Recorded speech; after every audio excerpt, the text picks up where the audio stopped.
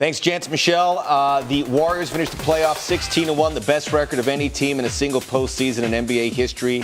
That mark was previously held by the 2001 Lakers, who went 15-1. All right. Yeah. All right. PJ Carlissimo joins us now. I want to say, look, after the first two games, it was a complete whitewash. There was no competition. Cavs almost won Game 3.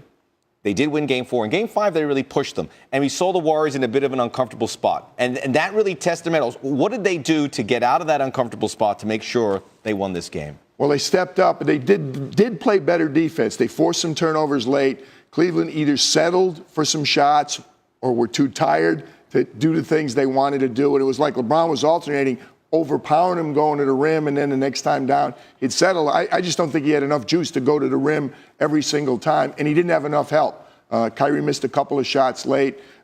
It was just they wore him down. You know, when it's over now, you look at it and they beat him 4 out of 5. I think you made a great point, Max, because the first two games were blowouts. The last three were really good basketball games. Tonight was a great basketball game.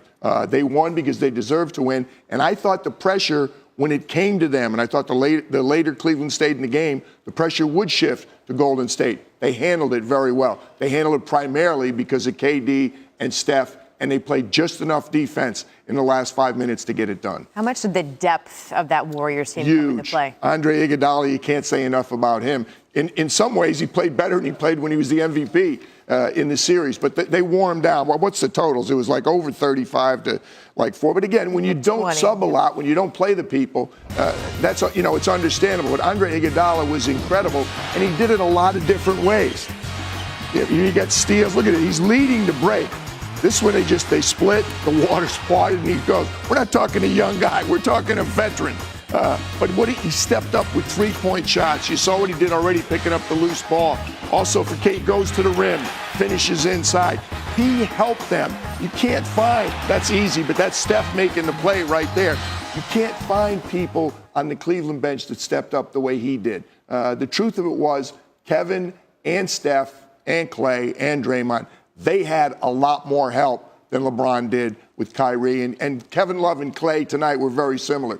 They got in foul trouble. They were never able to get in the swing of things. For Cleveland to win, all three of their big three had to play not good, had to play great. That didn't happen tonight. LeBron was great. Kyrie was pretty good. Kevin Love was not. The Cavs actually shot better from 2 and 3 than the Warriors. Pretty even in the turnover battle as well. And I know there's a lot more things to talk about, PJ, but I want to talk about what the Countdown crew said and about the gap between the Warriors and the Cavs and the rest of the league. Is it so seismic, that gap, that even with a superstar player of the Cavs can sign, can it be closed? Is there some way that we can see that gap closing? Yeah, it can be closed for sure. I mean, you know. Or surpassed. Yeah, well, I don't know about surpassed, but somebody's going to make them work. I still go back to Kawhi doesn't get hurt. I still think that would have been a lot more interesting series than people would have thought. Cleveland is still the best team in the East. They know they have to get better than that if they're going to be competitive with Golden State. Golden State's in their prime.